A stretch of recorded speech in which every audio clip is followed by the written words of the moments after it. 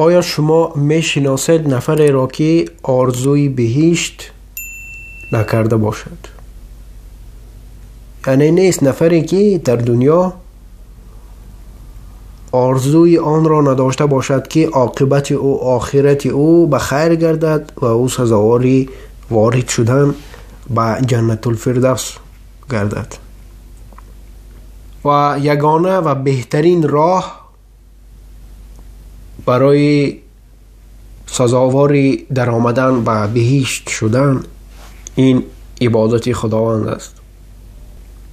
و امروز آید یک حادثه نه آنقدر دراز صحبت خواهیم کرد و این حادثه به ما و شما از بهترین روز برای عبادت خبر می دهد. یعنی که عبادت این راهی در آمدن به بهشت است، سزاوار بهشت شدن است، لیکن باز بسیار موضوعها بسیار گفتارها هست آیدی بهترین عبادت. لیکن امروز صحبت میکنیم آیدی بهترین روز برای عبادت، یعنی که روزی که آن روز بهترین است برای عبادت کردن. روز نفر به مانند ما و شما همین سوال را به خود میکند و میخواهد که بداند که کدام روز یعنی که برای عبادت کردن بهتر است و نزد عالم می آید و از او پرسان می شود که برایم بگو که کدام روز برای عبادت کردن بهترین روز است. بعداً عالم به این جوان می نگرد و در جواب برای او می گوید که بهترین روز برای عبادت کردن این یک روز پیش از مرگ است. بله، می گوید که بهترین روز عبادت این همین یک روز پیش از مرگ است. بعداً آن جوان به سوی عالم می نگرد و با چشمهای حیران با او سوال دیگری می کند و می گوید که آخر ما از آمدن مرگ خبردار نیستیم، ما نمی دانیم که کی مرگ می آید.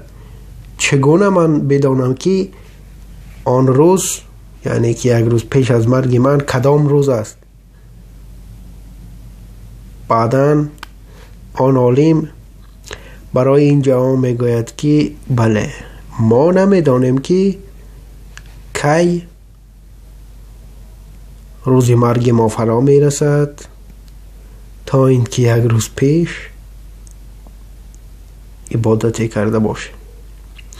و از همین خاطر می گوید که همه آن روزهایی که تو داری، هر یک روزی که خداوند به تو عمر داده است، آن را بهترین روز برای عبادت بشمار.